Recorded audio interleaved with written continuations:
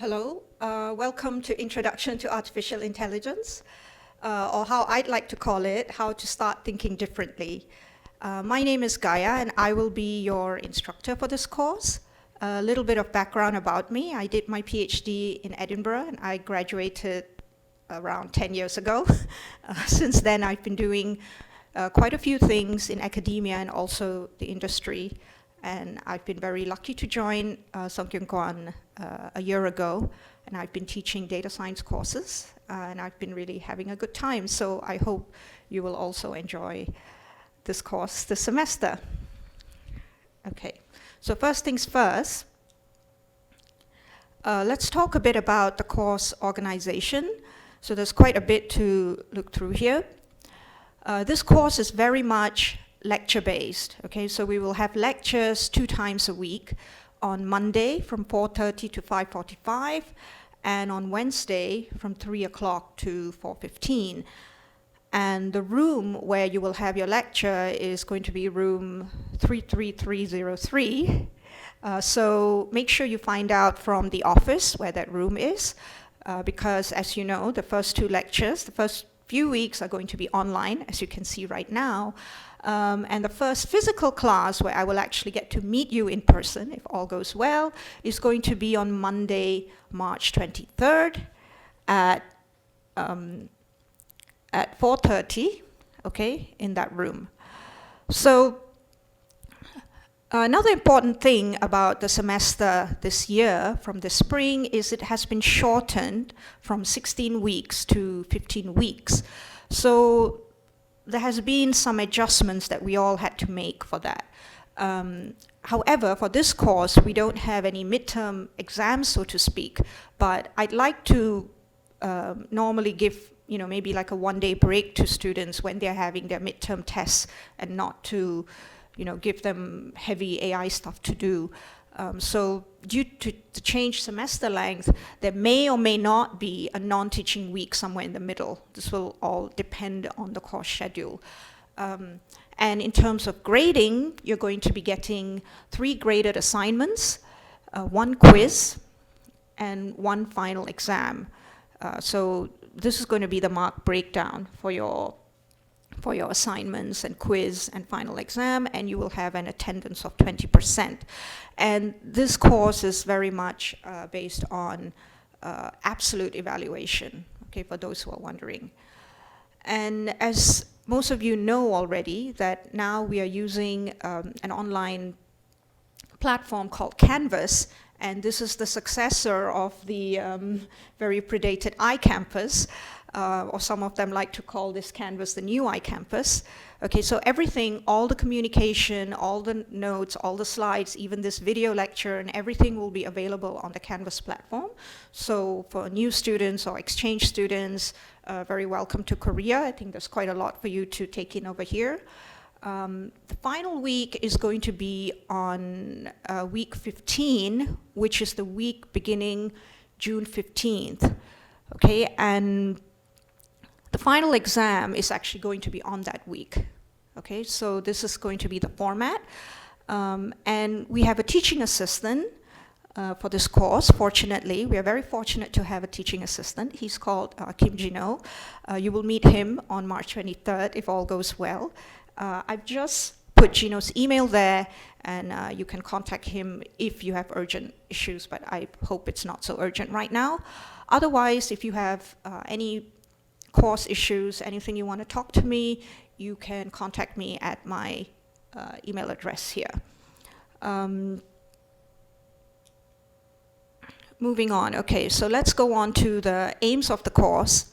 Okay, so this course is supposedly an introductory course to artificial intelligence, but most of you here are data science majors. So this is an introductory course, but it's not like, anyone can take it with literally, just coming in and, I mean, you can, there's no problem about that, okay? So the main course aims are to grasp these 5 main concepts, okay? So the first thing is you're going to learn what AI actually means, what rationality means, and what agents are, okay? These are very basic and fundamental concepts in artificial intelligence.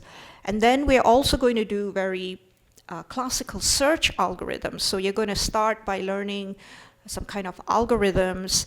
What are the basis and foundations for a lot of computing algorithms that have been used, since computing ever came about, and also these have been laid to be the foundations for AI-based algorithms as well. Okay, so there are many types of search algorithms. We're going to look at them in a bit more detail in the next slide, and then we move on to work on knowledge representation and reasoning. Okay, which is a major component of AI. How do we actually represent knowledge for the computer? Okay, so we will look into a bit on first-order logic.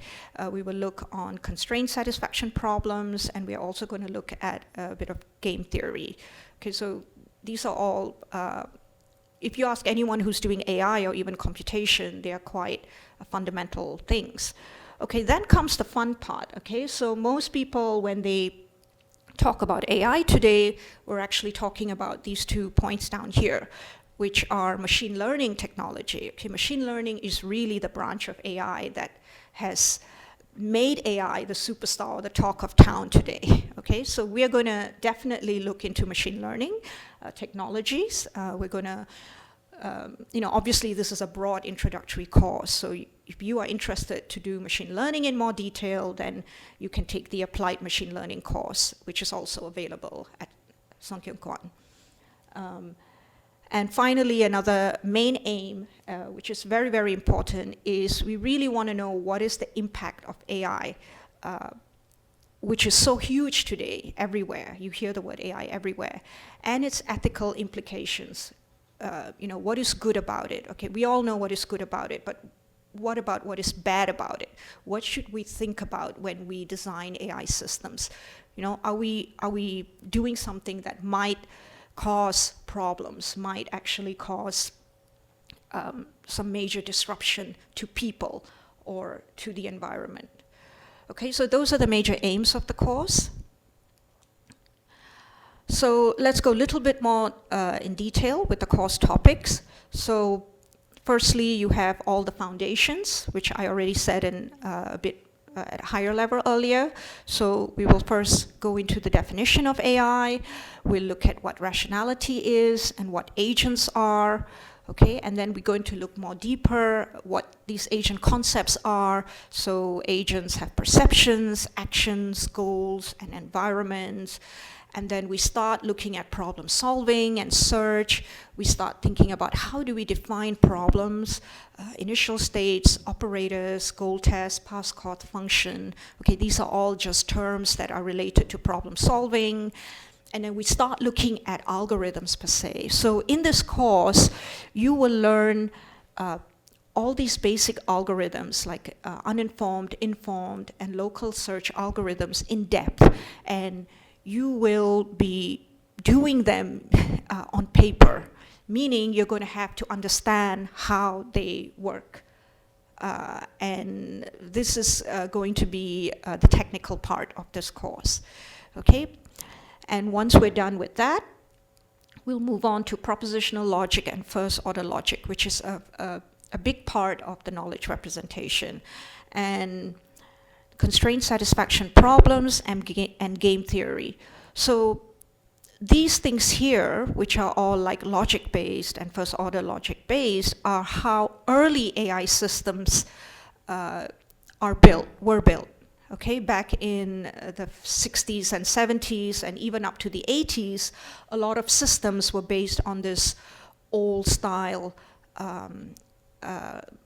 logic-style method of building. And we will see now that nowadays AI is done in a different way. Okay, but this is a kind of a historical timeline of how things work. So now we move on to the applied part in the second half of the course. We're going to move on to machine learning algorithms. So machine learning, which is very successful today. When we talk about machine learning, we are talking about what AI is actually, the branch of AI that is actually successful today. Everything that you use, from your smartphones to your smart devices at home, everything is using machine learning. Okay, so we will cover machine learning. We will look at some very important topics in machine learning, like techniques, which are logistic regression, linear regression, and clustering. And these fall under the supervised learning, unsupervised learning, and reinforcement learning as well. Now, I've put reinforcement learning in brackets because it's actually a very important part of machine learning, but the technicalities it's quite difficult. So we will definitely touch on reinforcement learning, but you may not, you definitely won't have to learn all the algorithms and how the technicalities of reinforcement learning work. Okay, all the other algorithms I've spoken about, the search algorithms, the machine learning algorithms, you will learn exactly how they work, and you will step through them step by step, and you will understand and know how they work. Okay, so but with reinforcement learning, we will just touch very shallowly. And of course, if we talk about AI, we cannot talk about AI without talking about deep learning, which is, well, the most, if you like, the sexiest part of AI right now, okay? So deep learning, or really they are neural networks. It's a very old technology that's been around for many decades. They have made a comeback, and they've brought AI back to life. And we are going to cover deep learning. So if, in a very broad sense, if you are interested in deep learning, I actually teach the Introduction to Deep Learning course in the next semester, so you can sign up for that course after taking this course, and you will do more, have more fun with deep learning then. Okay, so those are the modern or the new AI. And of course, talking about, after going through all of that, we are going to look at all these applications of AI. Where is AI used? Okay, so AI is basically, these are the major players for AI. So in robotics, when you look at anything to do with robots, that's AI.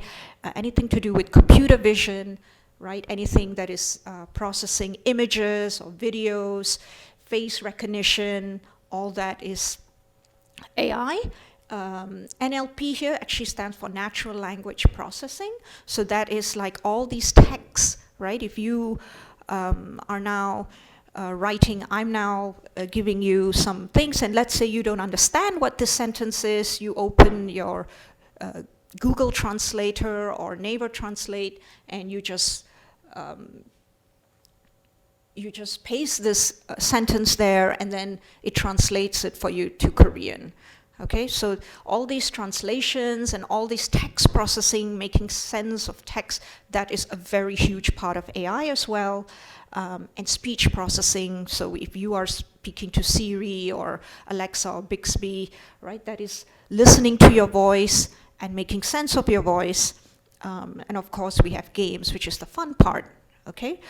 And then, as I mentioned earlier, when we were looking through the main aims, we are going to look at all these ethical and philosophical issues circling around AI, because AI and ethics is a very big topic right now, especially for most of the major players, the major companies, even governments. They are thinking about how to create a safer world with AI. Okay, so it's very interesting. Okay, a bit more admin. So as I already mentioned, all the course material will be available on Canvas under our course title here. And the textbook, which I think most of you will need, is the famous IMA textbook. Okay, it's called Artificial Intelligence, A Modern Approach. I've just given a link there if you're interested. And what's important is last year I ordered a few copies for the library here in Korean.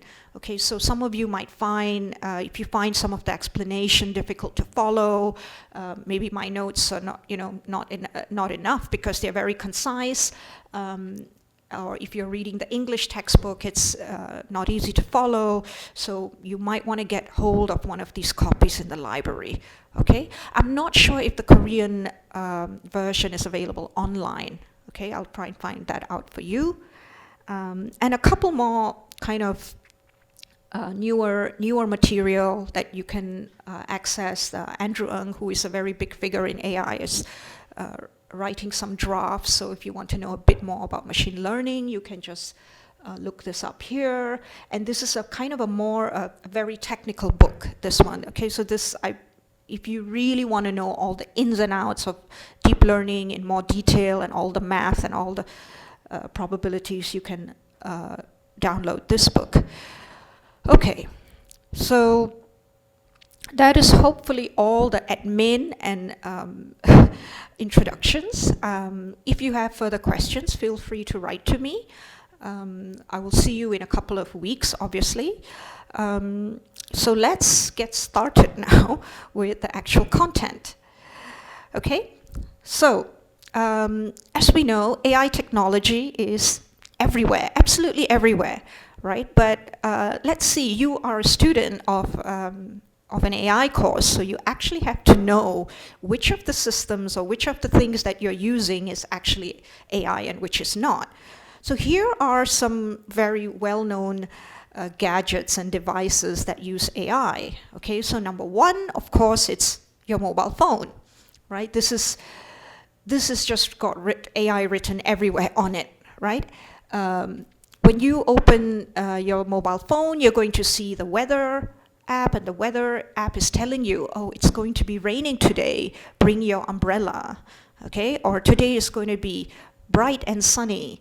So that is called a recommendation system, right? If you use Netflix, or even if you just open up Naver or Google, you already see things there that are recommended to you, right? If you open YouTube, you already see music that you like is showing, it's being recommended to you. So all these recommendation systems, okay, recommending films, recommending music, recommending shopping, if you go on Amazon or Coupang or wherever, Gmarket, you get all these products that show up that are products that you like. But did you think that that was actually AI, right? This was not how it was even 10, 15 years ago, right? Recommendation systems have come a long way, and that is a big thing about AI. Okay, and then here you have chatbots and digital assistants, right? So I assume almost everyone here talks to their phone at this stage. If you're using an Apple phone or if you're using a Samsung phone, you will go like, hey Siri, hey Bixby, and you will just tell it to do something for you, call my sister right now, or call Janet right now.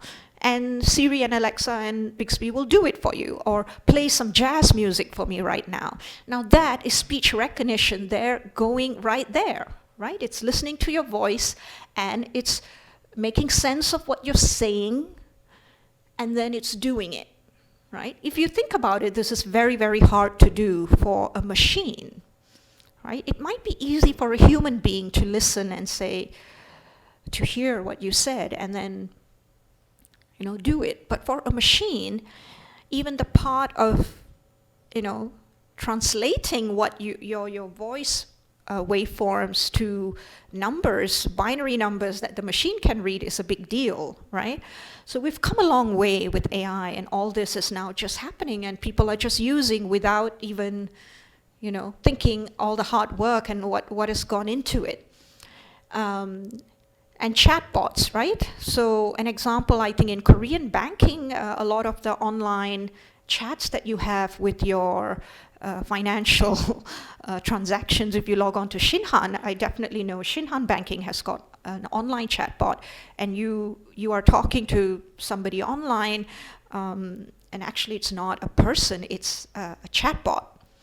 So chatbots are also automatic. They're not real people. They, again, have to listen to your voice or see your text, right? Make sense of what that question that you said is, and then understand it, and then look for the solution as well, right? So this is not easy for a machine to do. But that's AI. Okay, so what else is AI? Driverless cars. Okay, so cars that don't have drivers, cars that are trying to maneuver by themselves, so they have to track where they are, they have to see where they're going, where is the next thing in front of them, where is the next car or vehicle behind them, when do they make a turn, when do they stop, when there's a traffic light, okay?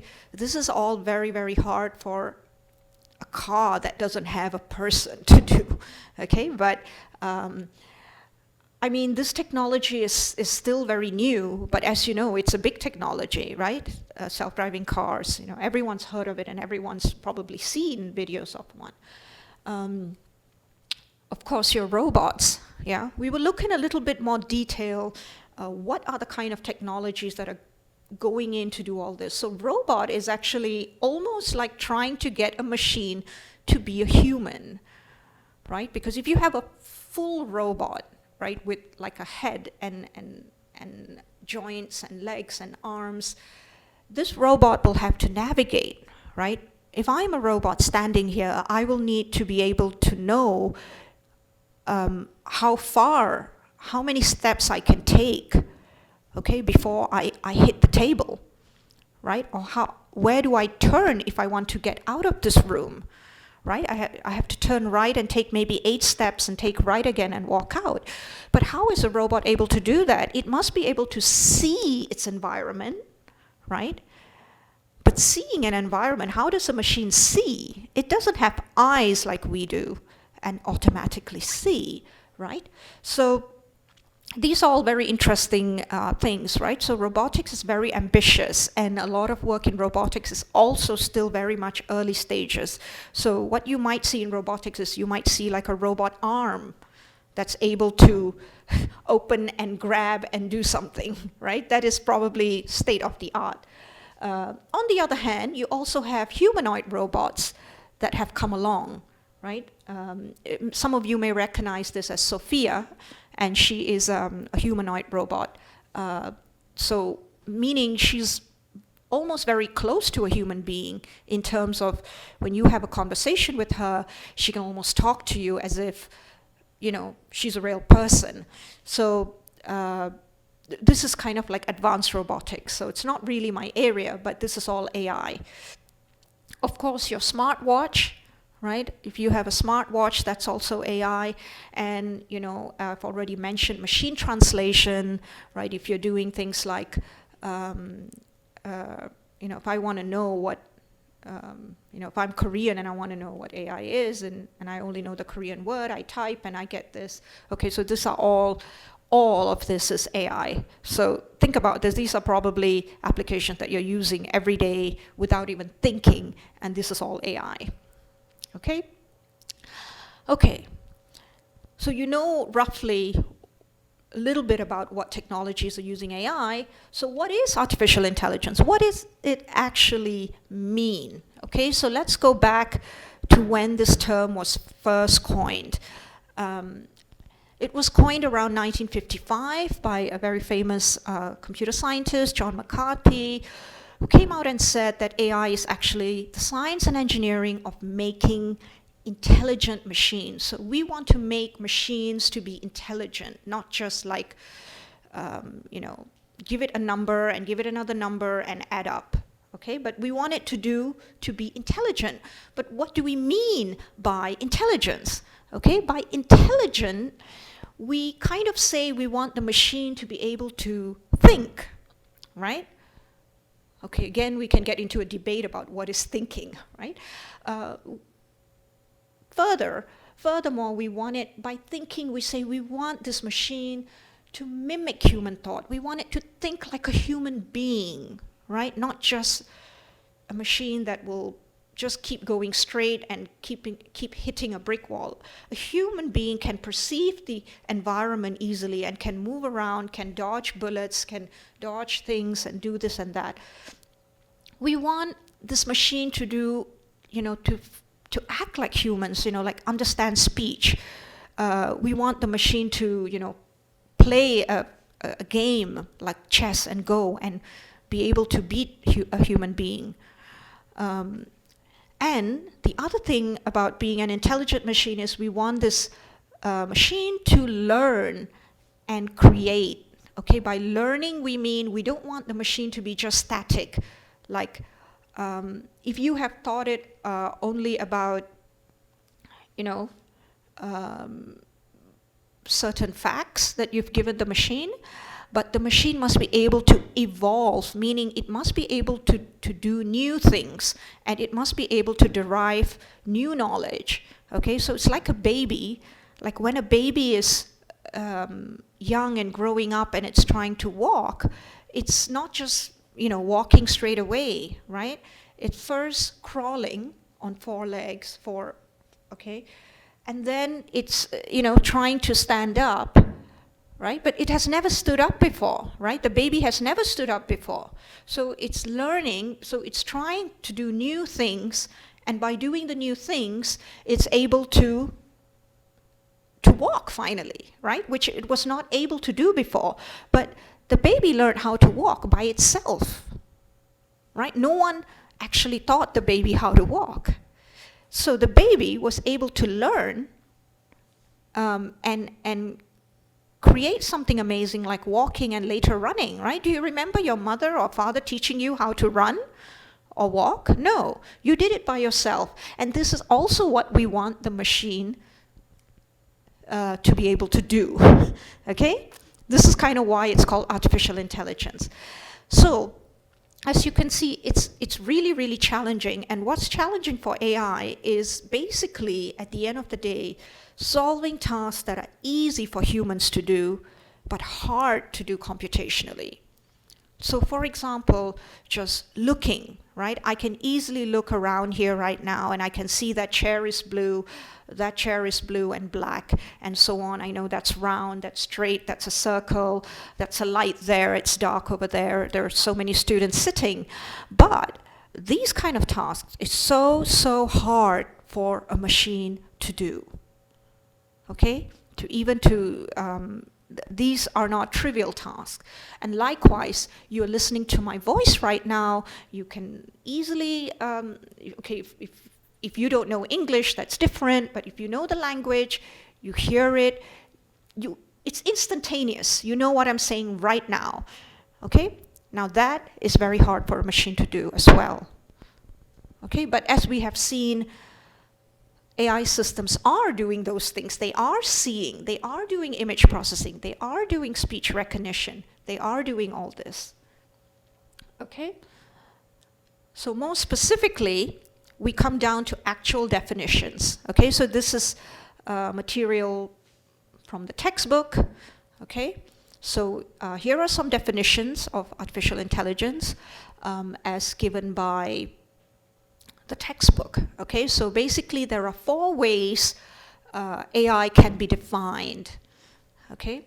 One is from the human dimension, and the other one is from an ideal dimension, because sometimes humans are not necessarily the most ideal system, right? Ideal, we will talk about rationality in a bit, okay? So what we want is maybe on the one hand, we want the system to think like a human being. And on the other hand, we may want the system to just act like a human, okay? And likewise, if we want to look into the ideal situation, we want that system to think rationally. Okay, rational, we will come to rationality in a bit. So it's because how do we define human, right? A human being may or may not do the right thing, right? If you're on a diet and I put 2 pieces of, a piece of chocolate in front of you, what would you do, right? A human being might just go, oh, I'm so hungry right now, I'm going to have that chocolate. However, if you know that that chocolate is bad for you, a rational being, a rational system will know, okay, I'm not supposed to eat that chocolate, so I'm not going to eat it, and that is the right thing to do for that moment. And that's the difference, because a human being, is very irrational in many ways. Okay? So in the realm of ideal, we have systems that can think rationally, and maybe we want the system to act rationally. Okay, so let's look at each of these in a little bit more detail. Okay, now, so in terms of thinking humanly, there's already an area called cognitive science that's dealing with that. So what we're trying to do is we're trying to get the machine to think like a human being. Okay, and by doing that, we have to understand how we think, and we need to have all these theories and models of how the brain works. And if we can model that precise theory of this brain and model it to the computer, then we can get the computer to think like a human being.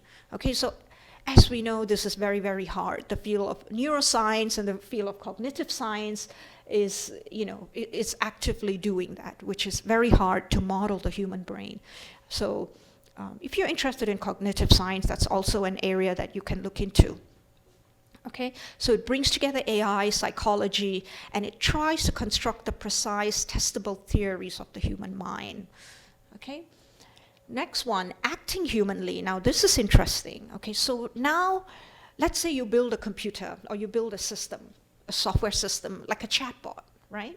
And you're going to say, okay, I want to see whether this system acts like a human being. So what do?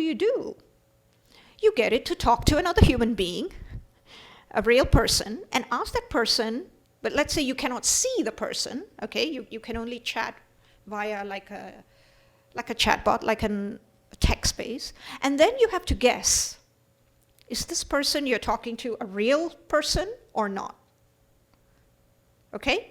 And that is the essence of the Turing test.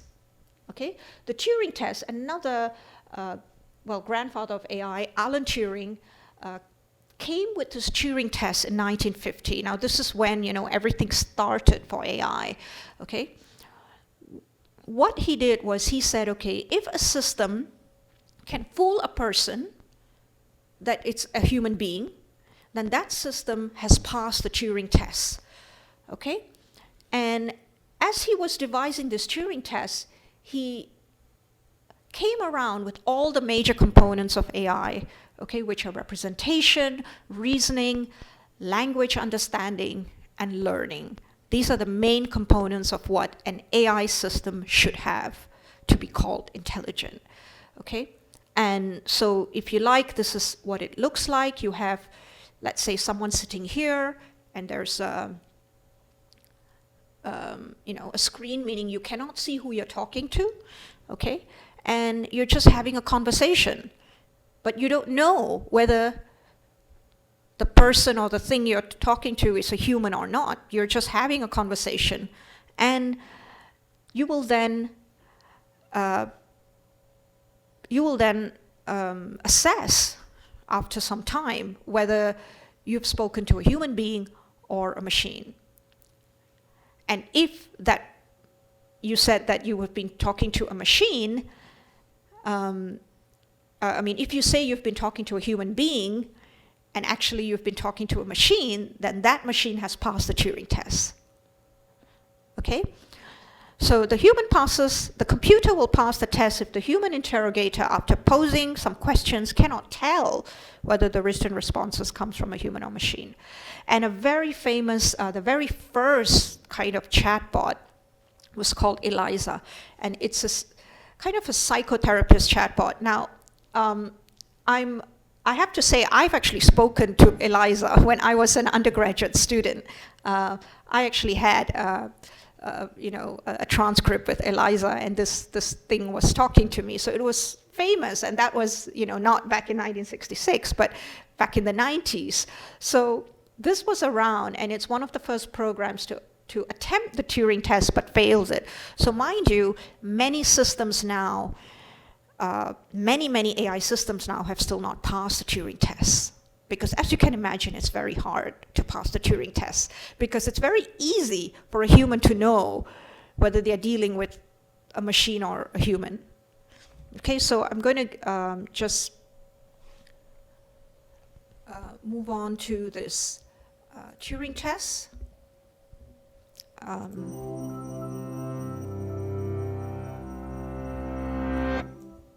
What is consciousness? Can an artificial machine really think? Does the mind just consist of neurons in the brain, or is there some intangible spark at its core? For many, these have been vital considerations for the future of artificial intelligence. But British computer scientist Alan Turing decided to disregard all these questions in favor of a much simpler one. Can a computer talk like a human? This question led to an idea for measuring artificial intelligence that would famously come to be known as the Turing test. In the 1950 paper, Computing Machinery and Intelligence, Turing proposed the following game. A human judge has a text conversation with unseen players and evaluates their responses. To pass the test, a computer must be able to replace one of the players without substantially changing the results. In other words, a computer would be considered intelligent if its conversation couldn't be easily distinguished from a human's. Turing predicted that by the year 2000, machines with 100 megabytes of memory would be able to easily pass his test. But he may have jumped the gun. Even though today's computers have far more memory than that, few have succeeded. And those that have done well focused more on finding clever ways to fool judges than using overwhelming computing power. Though it was never subjected to a real test, the first program with some claim to success was called ELIZA. With only a fairly short and simple script, it managed to mislead many people by mimicking a psychologist, encouraging them to talk more, and reflecting their own questions back at them. Another early script, Perry, took the opposite approach by imitating a paranoid schizophrenic who kept steering the conversation back to his own pre-programmed obsessions. Their success in fooling people highlighted one weakness of the test. Humans regularly attribute intelligence to a whole range of things that are not actually intelligent. Nonetheless, annual competitions like the Loebner Prize have made the test more formal, with judges knowing ahead of time that some of their conversation partners are machines. But while the quality has improved, many chatbot programmers have used similar strategies to ELIZA and Perry. 1997's winner, Catherine, could carry on amazingly focused and intelligent conversation, but mostly if the judge wanted to talk about Bill Clinton. And the more recent winner, Eugene Gustman, was given the persona of a 13-year-old Ukrainian boy, so judges interpreted its non sequiturs and awkward grammar as language and culture barriers. Meanwhile, other programs like Cleverbot have taken a different approach by statistically analyzing huge databases of real conversations to determine the best responses. Some also store memories of previous conversations in order to improve over time. But while Cleverbot's individual responses can sound incredibly human, its lack of a consistent personality and inability to deal with brand new topics are a dead giveaway. Who in Turing's day could have predicted that today's computers would be able to pilot spacecraft, perform delicate surgeries, and solve massive equations, but still struggle with the most basic small talk? Human language turns out to be an amazingly complex phenomenon that can't be captured by even the largest dictionary. Chatbots can be baffled by simple pauses like, or questions with no correct answer. And a simple conversational sentence like, I took the juice out of the fridge and gave it to him, but forgot to check the date, requires a wealth of underlying knowledge and intuition to parse. It turns out that simulating a human conversation takes more than just increasing memory and processing power. And as we get closer to Turing's goal, we may have to deal with all those big questions about consciousness after all.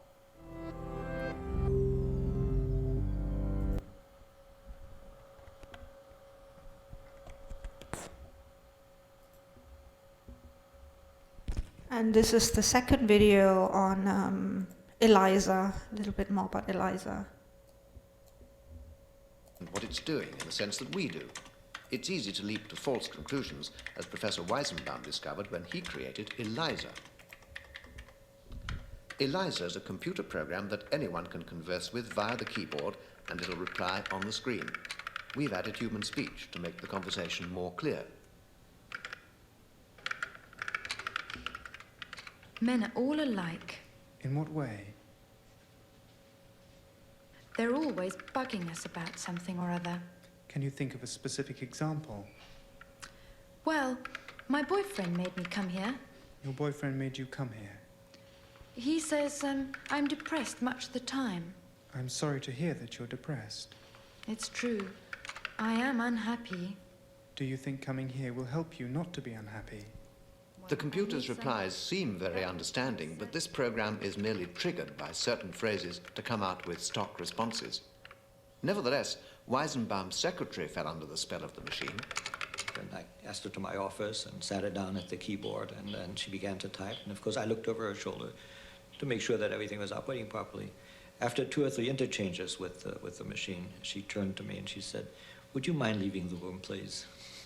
And yet she knew, as Weizenbaum did, that Eliza didn't understand a single word that was being typed into it. You're like my father in some ways. You don't argue with me. Why do you think I don't argue with you? You're afraid of me. Does it please you to think I'm afraid of you? My father's afraid of everybody. My father's afraid of everybody.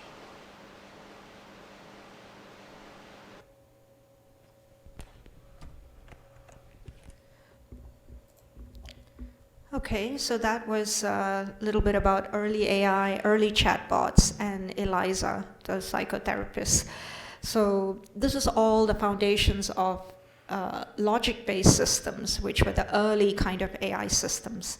And they're very important, very important systems, historically.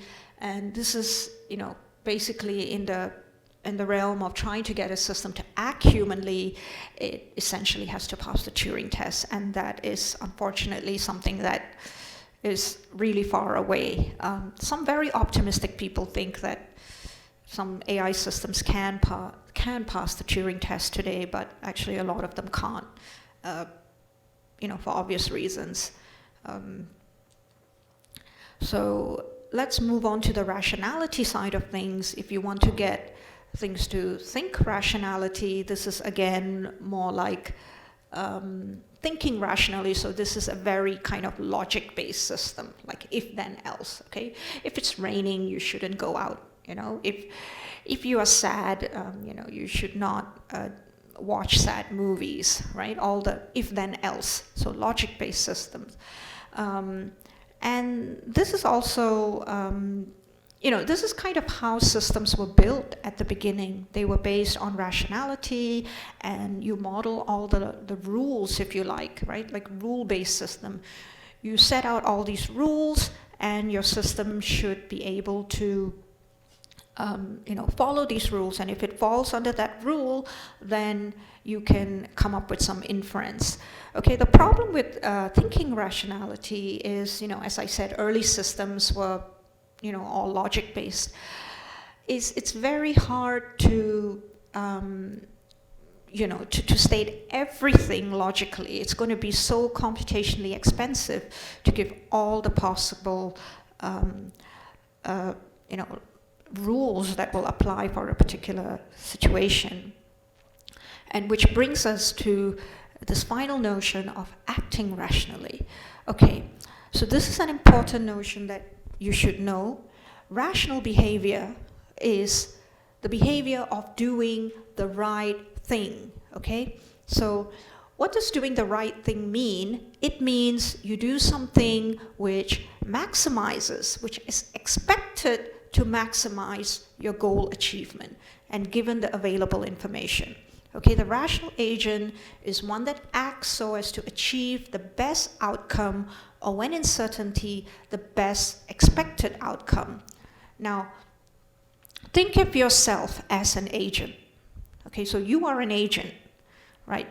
All of you, I presume, are going to graduate from SKKU one day, and all of you are going to work or do something afterwards. However, as an agent, you don't know for sure, right? Maybe most of you don't know for sure where you're going to be after this, right? I presume if you're doing data science, you might be thinking, okay, once I'm done with this course, I want to be a data scientist. I want to work in a nice big company like Samsung or Google or LG, and I want to do a respectable job in data science. However, you don't know if that is actually going to happen, right? You don't know that for sure, right? It's not a given. So that makes you an agent. And if you want to be a rational agent, you are going to do everything in your power right now to increase your chances to become a good data scientist once you're done. And that might include, taking some good data science course, working very hard at them, going to conferences and events, reading up more, reading up blogs, looking up social media for all these trends. You might follow a certain path. So a rational agent is going to be an agent that is going to do all the things that is going to maximize the goal achievement. In this case, your goal is maybe to be a respected data scientist in a respected company. So an irrational agent might be an agent that says, okay, I want to be a respected data scientist, but I'm not willing to do all the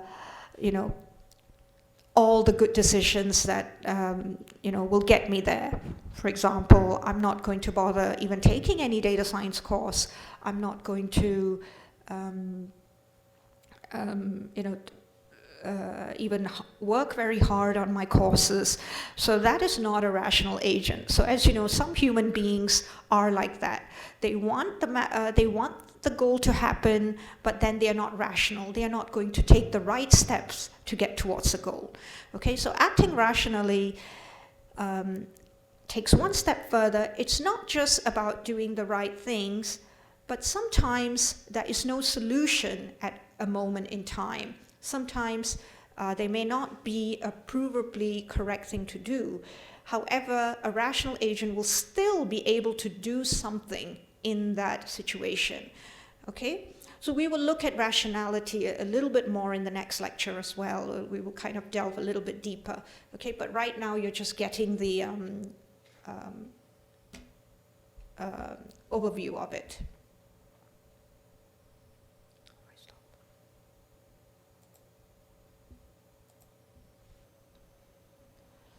So, okay, this course will concentrate on the general principles of rational agents and on the components constructing them. So what we're saying is most, if not most, of the AI systems that are being built right now are based on this notion of intelligence, which is acting rationally.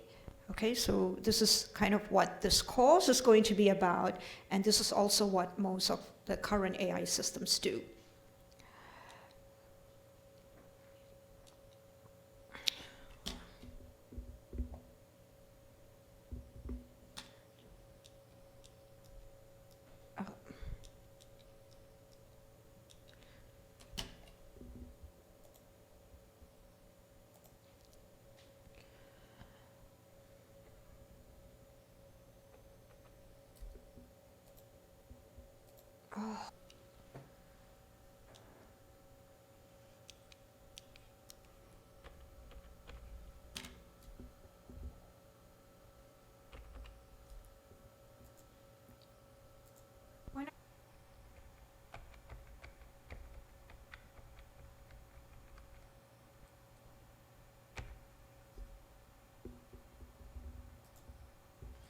Okay, so just do a little bit of exercise right now. Just take a couple of minutes. You can pause this video.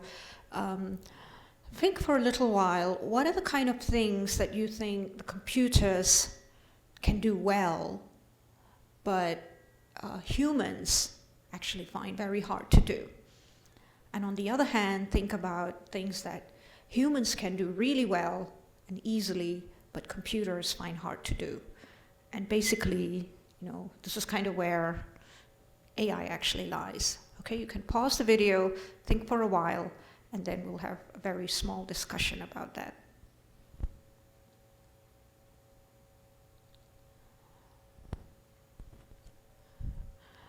Okay, so the kind of things that computers can do very well or easily are, very kind of mundane, repetitive tasks. Okay, imagine you're working like in a pizza factory, and you have to keep putting, make the dough and put it on the conveyor belt. Make another dough, put it on the conveyor belt. Make another dough, put it on the conveyor belt. Now, if you have to do this kind of boring, mundane, repetitive task all day long, a human being will get very tired, very sluggish, very irritable. But a computer can do that on and on and on and on. Okay? And the same thing goes to things like computation, like calculations, multiplications, addition, division. If I gave you like a long mathematical formula and I told you to solve it, it'll probably take you a long time, but a computer can do this kind of number crunching things very quickly and very well. Okay, that's what computers are good at, and that's why we even created them in the first place. Okay, now let's move on to the slightly more interesting part here. What about things that humans can do very well and easily, but computers find hard to do? Now, we already spoke about this. We touched this a bit earlier on, right? Those are the things to do with maybe things like sight and vision, right? Looking at something, being able to see something and understand that, okay, that is, a round brown clock sitting on the wall, on my left, okay? That is very simple and easy for the human brain to do. But doing that kind of an interpretation to first recognize that object on the wall as being a clock, recognizing the color and recognizing the shape and its location is very hard for a computer to do. Okay, so these kind of things that we do intuitively, like seeing, recognizing speech, right? If your mother or your father or your friend, your professor, anyone talks to you, you understand it naturally. You just listen to them, you get it. It happens in real time. But for a computer, this is very, very hard to do. Okay? So those are the kind of differences between what sets us apart from machines, and this is where AI tries to make the most out of machines to try to do what humans are good at, okay? It seems hard, isn't it? To do things like vision and language understanding. It's very hard for the computer to do, actually, but this is what AI is trying to do, okay? I don't want to go through a lot about this slide, but it's very important. So AI actually has come about due to many, many different subfields, right? It kind of became a field on its own, actually. AI now has become a field on its own, but some years back, when I was an undergraduate, it was still like just a course. It's one of the many courses I could do. But fast forward maybe 10, 15 years ago, when I was doing my master's, then you can actually get a degree in AI. Okay, you can get a master's in AI, you can get a PhD in AI. So AI became a field in its own right quite recently, just like computer science did a few decades before that. Okay, so what are the fields that have kind of allowed AI to become a field on its own? Here are some of the fields. We have philosophy, right? So from the field of philosophy, things like logic, rationality, all these little things we've spoken a bit about come from philosophy. Of course, you need mathematics because mathematics is, it's all numbers, all about the formal representation, algorithms. Everything is mathematics, right? Anything in the technical world needs mathematics. Psychology, so we spoke about the human brain, we spoke about cognitive science, and this involves psychology. economics, okay, things like expert systems, decision theory, even game theory all have background in economics. Linguistics, okay, this is a very huge field. Obviously, we've been talking a lot about natural language processing, knowledge representation. This all comes from linguistics. Neuroscience, the science of the brain, for sure. Okay, this is what neural networks is all about. Okay, neuroscience has also influenced AI. Computer engineering, for sure, that's all the hardware.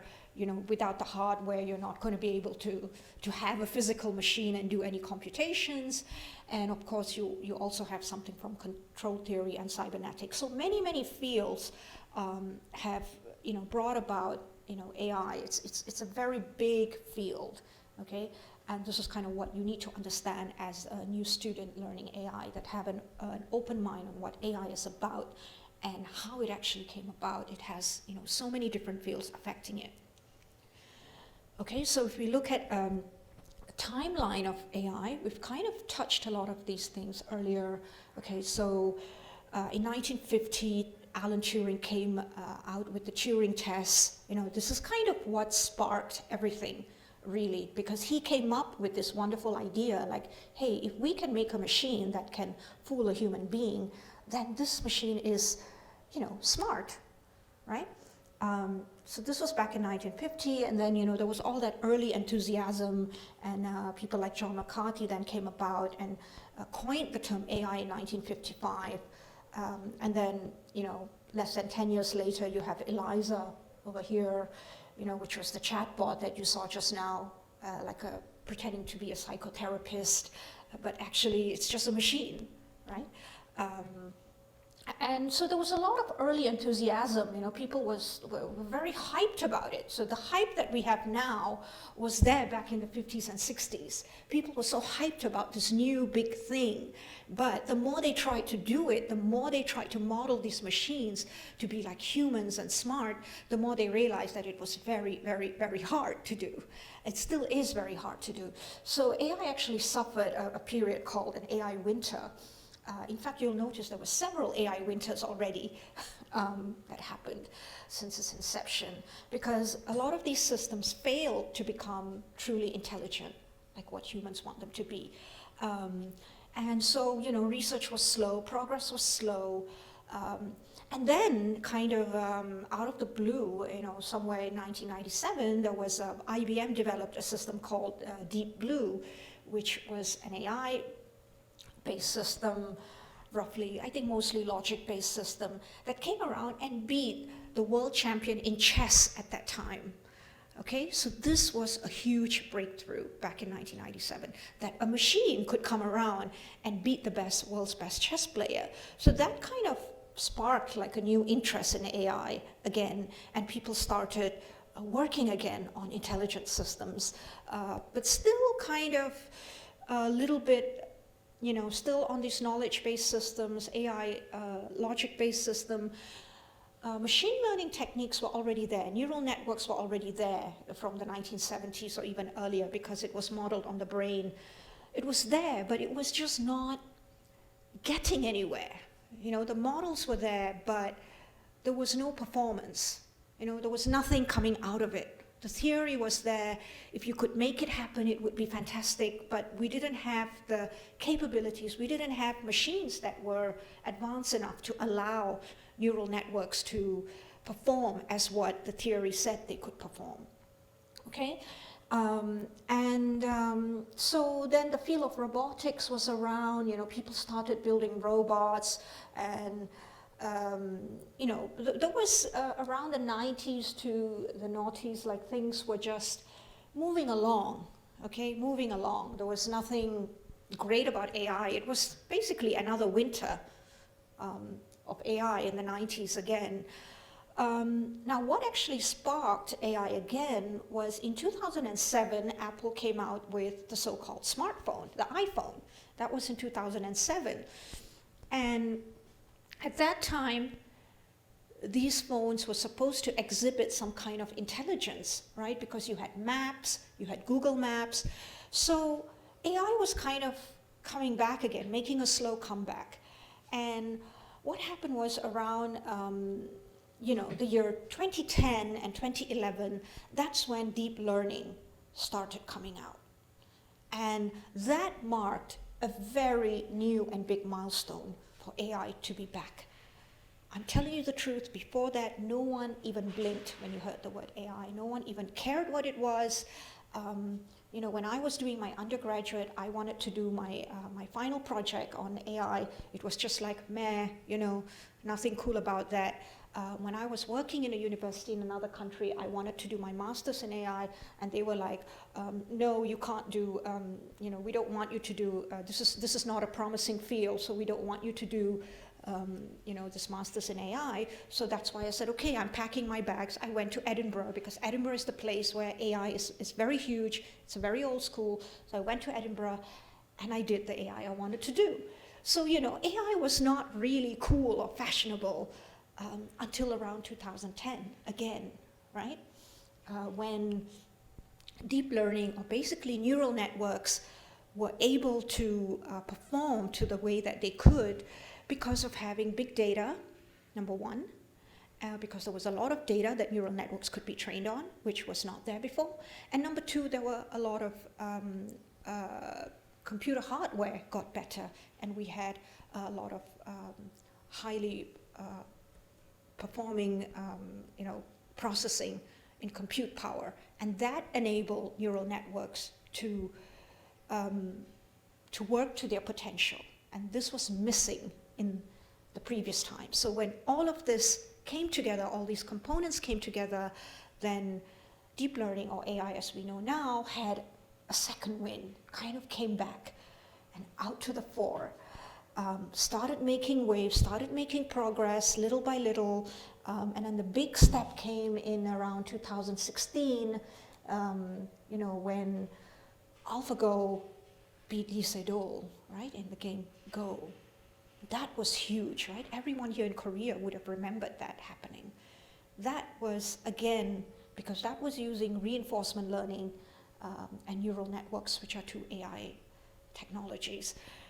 And that, again, just shot AI to fame straight away. Okay?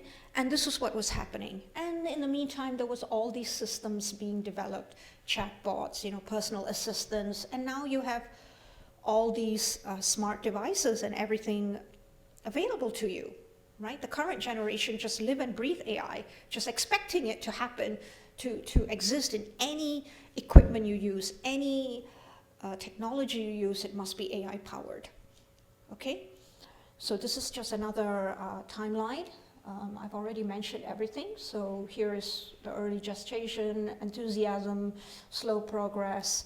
Then you had the logic-based system. We called them expert systems back in the days. Okay, expert systems or knowledge-based systems, neural networks, big data and deep learning. So big data was kind of sparked all of this. Data became so open, social media, everything was out there, right? There was a lot of videos out there. There were a lot of tweets. There were a lot of text. Data was just everywhere now. And this is why we can do deep learning, which is basically just neural networks. So if you see this graph kind of having ups and downs, so these are a couple of winters. Now, many people, I was reading some articles from some, experts and so on, and they're saying, in 2020, in this new decade, AI is probably not going to be rising all that high up, but it's going to have like a bit of an autumn. So it's not going to be up in the summer. It's probably not going to be in the winter, but it's kind of going to plateau a bit,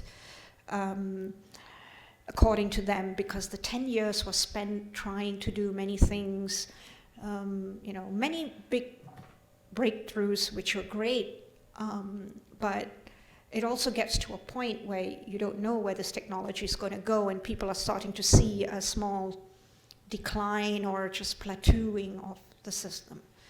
Okay? So on a very, very rough scale, if you look at this one, let's say you had AI from around the 1950s, from around 1990s we had machine learning. Okay, we will look into all that a bit down the line in the course, and from around 2010 we had deep learning. So this is kind of how AI has progressed, if you like, from the beginning.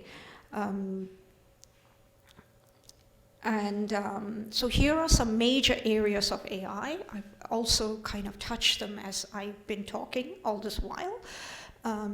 Actually, this figure doesn't do justice. I think this should be even bigger. I just took this picture off the internet. I forgot to thank whoever did it because I don't know who did it. So in AI, here are the main areas. Okay, so machine learning is the kind of AI systems that are used right now, technology that is used in almost everything you see. Okay, and more specifically in machine learning, something called deep learning. Okay, so this is basically the crux of it all, the kind of AI technology that is standing out today and making success and making systems work, making machine translation work, making voice recognition work, making face recognition work. This is all in this field of machine learning. And in machine learning, you can have supervised learning, unsupervised learning, and also reinforcement learning, which is another kind of learning and it's missing there. Now, these technologies all together drive all these other kind of areas here, like natural language processing. Okay, machine learning is used in natural language processing. So what kind of things you can do in natural language processing? You can do things like content extraction, classification, sentiment analysis. If you read a review, right? If you read a review of a product, you might want to say, oh, is this a good review or is this a bad review, right? You want to say whether somebody liked that product or not. So that is also a kind of AI, sentiment analysis. Or if you watched a movie, some people are saying, giving a paragraph of what they thought, and you kind of want to classify, is that a good review or a bad review? Did they like the movie or did they not? Because that's how you get the rating. How do you get the rating of a movie? If people didn't give the stars and if they just wrote text, and you have to mine these texts to see, okay, which are the positive ones, which are the negative ones, and how do I know then, do I want to go and watch this movie? Okay, that's all text processing, machine translation, okay, translating from one language to another, question answering, asking questions and getting answers, text generation. You can also create text now. You can, I think the weather forecast can be written by AI now, right? The AI can generate text.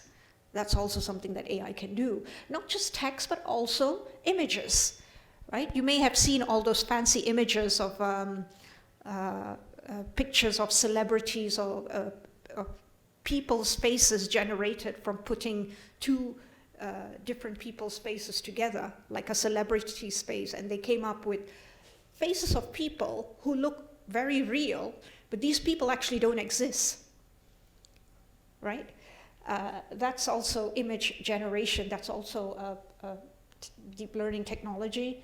And then all this in image processing is all from your facial recognition, from automated tagging, all the image, right? If you go on Facebook and you put images and then it automatically tags you and it tags your friends as well, that's AI. Okay, so it's huge. These two areas, natural language processing and computer vision, are two huge areas where AI is making waves today.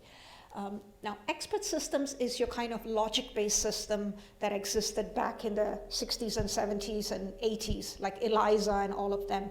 They are the knowledge-based systems. So they are kind of taking a winter right now, okay, that they're not doing very well.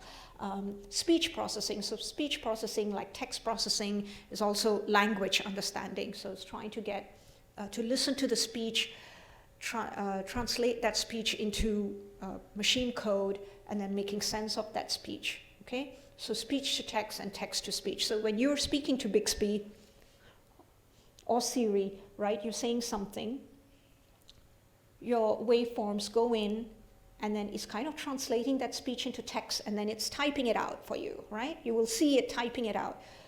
How does it? It's not a microphone, it's a microphone, but it actually has to recognize the words you say and write it out, okay? That's a very complex task for a machine to do. And then likewise text to speech, okay? So it might have a piece of text and then it has to read it out. Two other big areas are planning and robotics. So they actually go hand in hand. So planning is actually more like, planning is an area of AI which I won't actually cover this time, but it's something that I did during my PhD. It's really about like path navigation sometimes. It's also about goal, getting to a goal and having a set of rules. Planning is like route finding as well. So planning is a big area of AI, but it's also because of machine learning taking such a, a big step forward and really making the performances, things like expert systems and planning are still there. Okay, planning is actually is also used in a lot of these other things, like in reinforcement learning and robotics, right? Because if a robot has to know how it has to walk from here to another point, that can be like a planning process, okay? So these are the major areas of AI, although I don't think this is the best figure for it, but it will do for now, okay?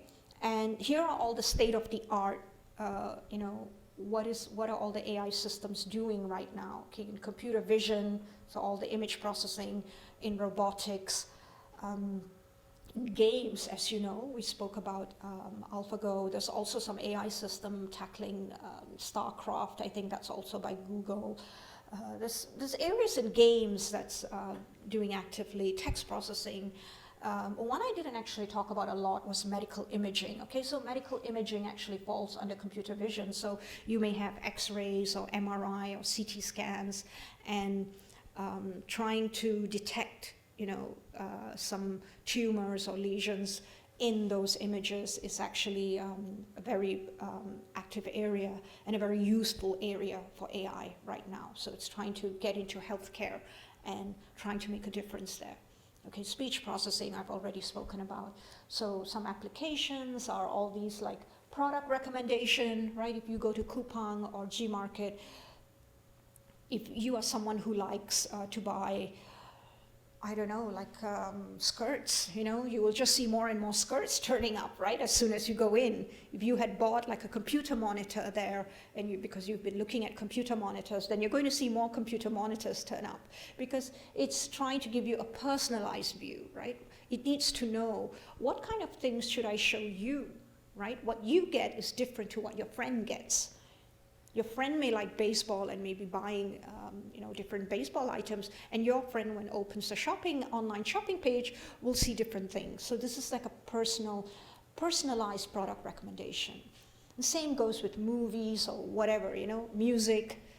When you go on YouTube or Views, you will often see what music is recommended to you. Okay, machine translation, so translating from English to French or Korean and so on. Predictive maintenance, fraud detection, chatbots, self-driving cars, digital assistants. Okay, we spoke about a lot of this already, I think, right? So you kind of get an idea. And according to Accenture, which is a big finance company, 77% of smart devices, okay, all have include at least one AI feature. So that means almost everything we use, every device that is called smart, 77% of them will have some kind of AI in them, okay? And a small thing, so this is a small bit of, where is AI today, right? We've kind of seen a small bit of a historical view of how AI came about, how it went through its ups and downs and some technology. So where is AI today? What can AI do today? Okay, look at these tasks and have a think. Okay, what do you think AI can do? Okay, so the first one, can AI play a decent game of Go? Okay, so this is the game of Go. So the answer is yes, it can. In fact, it has beaten the world's best Go player a few years ago. That's fairly known. Okay, so can AI drive safely along the streets of Seoul? So let's think about driverless cars for a second. Do you think that we can have a driverless car driving along the streets of Seoul, like in Gwanghwamun or in Jongno area? Do you think this is possible? Well, I think this is a little bit hard for AI systems to do right now. Driverless cars are still out there. They're kind of still working in very controlled environments, like, in a straight street. So they're not really able to work in downtown major big cities like Seoul or New York or London. Okay, so this is a little bit hard for an AI system to achieve right now, but they're working on it. Okay. Can AI write a review for an online product platform, online product? Remember we spoke about text generation? Yes, indeed it can. Apparently AI can write a review for an online product right now. So sometimes when you go online anywhere, whether you're looking at music, whether you're trying to buy something, some of those comments are probably not made by humans. There was some statistic somewhere that the web traffic, the traffic on the internet right now, I think they say 40%, I don't know what, sorry, don't quote me on that. There was a certain percentage of it was caused not by human, it was caused by bots, right? Just machines pretending to be humans. So machines can actually do a lot. They can do things like writing review product. Can an AI system perform a complex medical surgery? Right? We hear about robot-assisted surgeries now because sometimes the task is very delicate. Right? It might involve going to a very delicate part of your human body, and you want, a human might be a little bit careless because our hands are big, and a tiny robot might be able to go there and do it precisely. So the answer is yes, it can. A robot can actually do complex surgery with the help and instruction from a surgeon, right? Not alone. So the robot is working with a doctor. Doctor is telling the robot what to do, and the robot can go and do it. Yeah, so this is actually happening right now. I even know a friend who has done a robot-assisted surgery. This is a great thing about the medical advances, where we actually want AI to make a difference. Okay, next one. Converse with someone for a full hour, for 1 hour. Do you think that AI can talk to you for 1 hour, like a friend? Do you think this is possible? Well, I guess you could. It depends a lot on the person, right? If the person is, able to just speak to a machine for a full hour, as we know, chatbots are still not passing Turing tests. They're not there yet. Normally, when you are speaking to a chatbot, you will know very quickly that it's a chatbot. Even if you're talking to Bixby or Alexa or Siri, you can know quite quickly that it's not actually a human being, right? You can just ask it some more complicated questions, and then it will just start saying some rubbish. So for a full hour, now 1 hour is pretty long. So it's kind of not really there yet. In terms of 1 hour, that's very long. Of course, it can converse, but without fooling you, that it's if you think you're talking to a human being, I don't think that can happen for an hour. I think you know very quickly that it's not a human being. And finally, translate spoken English into spoken Korean in real time. Meaning, let's say I'm speaking right now in English, right? And there is an AI system that instantaneously, as I'm speaking, is speaking to your earphone and translating my English to Korean. So this is actually still not quite there yet. We're not quite there yet, but there are systems that are getting close, because in real time, meaning as I'm speaking right now, you get a direct translation. That can be done by a human interpreter, for sure, right? Normally that's what happens. But to expect a machine to do that is still got some way to go. Okay, so this is kind of giving you an idea what AI is roughly able to do today. Maybe you can think of other things that you expect AI to do, and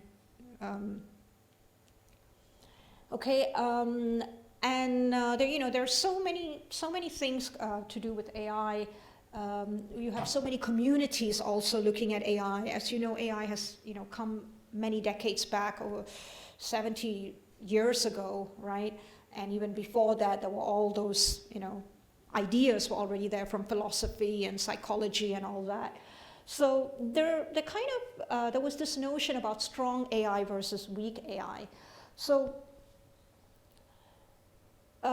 in weak AI, we like to think that machines, we spoke a bit about intelligence, and we say that machines are kind of just acting as if they are intelligent, right? It can listen to your voice and it can write what you said on text. But that just means it's just acting like it's intelligent, but it's not actually intelligent. It doesn't have a consciousness. It's not a real person. It doesn't understand how you feel, right? It's just a machine, and it just did some mathematics and some statistics and came out with that text. And that's what weak AI is. It's just saying the machine is acting as if it's intelligent, but it's not really intelligent. Whereas the people who believe in strong AI think that machines, that act intelligently are really intelligent. Those machines are real. They are really smart.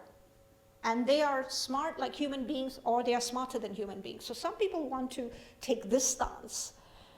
Maybe some of you already, feel strongly towards one of this, whether you feel it's weak AI or strong AI, you might be inclined to pick one of this, whether you think an actual system that is displaying AI is really, really intelligent, or you think it's just pretending to be intelligent. It's actually not, in your mind, it's just a machine, it's not intelligent. But then you may say, no, I think that machine is intelligent if it can do this, that, and that. Okay, so based on that,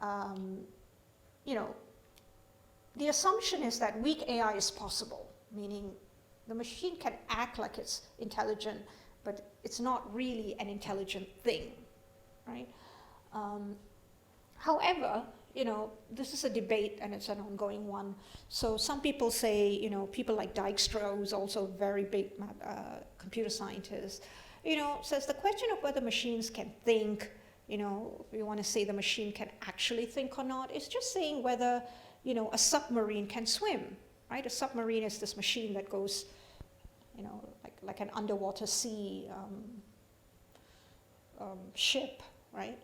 And it's can submarines swim? It's sort of the same kind of question we're asking, can machines think? So this is just an interesting thought, okay? There's so many things to do with AI. So this notion of intelligence we saw in our course was that machines have, 4 ways of defining the intelligence for the machines, right? We saw from the human perspective, and from the ideal perspective, and from the dimension of thought, and from the dimension of action, right? So those were the 4 ways that we have just decided to categorize intelligence. Maybe some people want to define intelligence in some other way, okay? That's fine too. So we defined what intelligence was. We tried to, and our course took a stance that we are looking at systems that can act rationally, and that's kind of where this course of AI is going, and it's going for many AI systems right now too. That doesn't mean people are not looking at the other ones. So when we can say that the machine is intelligent, then we must be able to think a bit further about how do we then, test this intelligence, right? How do we measure what is intelligent? So if we build a system and we say, okay, this machine is very intelligent, but how do we, define, how do we measure that? So we say the ability to excel in a wide range of tasks. Okay, how many different things can this system do? Then we can say that's intelligent, right? Something is intelligent if it can do many things. And this is kind of how the earlier AI systems that were the logic-based, the expert systems, were tested, because we wanted to see that it can do lots of different things. Another way that we want to define how this intelligence is how can this system adapt when something happens, when something different happens and the system is forced to react and forced to learn and forced to do something about it. So we want the system to be able to do something generally smart, not just a few specific things, but we want the system to be able to adapt, meaning it can do something in a situation that it has to come up with a new solution. And this is how the kind of the learning systems, the new systems now that we have, and these are how intelligence has been defined now. Okay, and the problem with these things, okay, with systems that are doing these novel changes is they are very, very hard to measure. Right? How do we know that one system that is behaving like this is better than another system that's behaving in another way? Right? How do we measure this intelligence? Now, the thing with a lot of machine learning systems now is they are very, very successful, but it's still very hard to measure them. It's still very hard to say this chatbot is better than that chatbot, right? Or this system that beat Isidol in AlphaGo is, it's now the master of all games. But if you let this particular AlphaGo, if you let AlphaGo play another game, can it also win? Probably not, right? So the way that people have been measuring, using something like game playing, like AlphaGo, that's not actually a measure that the systems are intelligent. So Cholet, this person, is arguing that, okay, if you got this high skill at playing a computer game, that doesn't mean you're going to save humanities, right? That doesn't mean anything. That just means you can play that particular game well. But if you're doing a task that is a little bit more general, right, just like human beings, right, it's not just like, oh, I'm a taxi driver and I'm very good at driving taxis. But hey, I can also do other things. I can also do gardening, I can also swim, and I can do, I can build houses, for example. So I have a range of tasks, and that makes me intelligent. So same with systems, how do we know that one system is actually intelligent? How do we measure that? It's still very hard to do. Machine learning systems have still have a lot of issues with them, which I will cover a little bit later on. So machine learning systems are very hard, not just to measure, but also to interpret. To interpret means to know how they arrived at that conclusion. So if you're using a machine learning system to predict whether,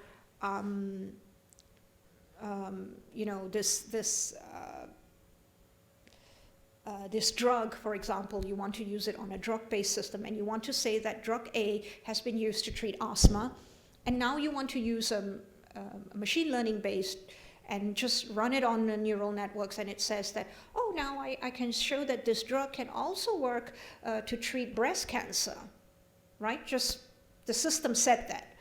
But if you were going to tell this to a pharmacist, okay, now we want to use this drug that was used for asthma, and we want to use it for treating breast cancer now. Now, a doctor, or any medical specialist will be like, okay, but how and why do you think this drug can be used for breast cancer? Explain it to me, explain how the drug works in a way that you can make me understand. And machine learning systems cannot do that. They cannot give you the interpretation of what has happened and why that result is there. And this has been a problem, a big problem. And that's why there's the field called explainable AI, meaning you don't just have the systems that are smart, but you have to say, why is it smart? How did it get there?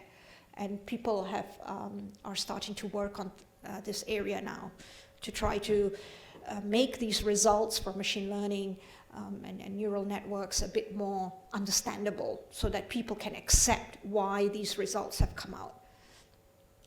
Okay, so that is the end of this first lecture. It's a bit long.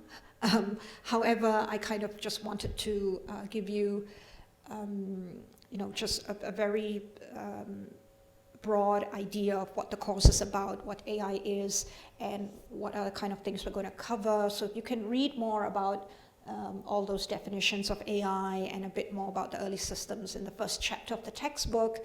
And then what I just spoke about this difficulty in measuring intelligence. It's a very recent paper from Frank Chollet, so you can read the paper if you want. Alan Turing's very early paper, seminal paper from back in the 1950s about the Turing test and so on. And there was actually a movie made on Alan Turing, and it's called The Imitation Game. So it's based on the book Alan Turing, The Enigma, and if you're interested, you can watch this movie and know a bit more about him, because he is a very huge figure in AI. So that's all I believe I have. Yep. So thank you for listening, and I'll see you at the next lecture.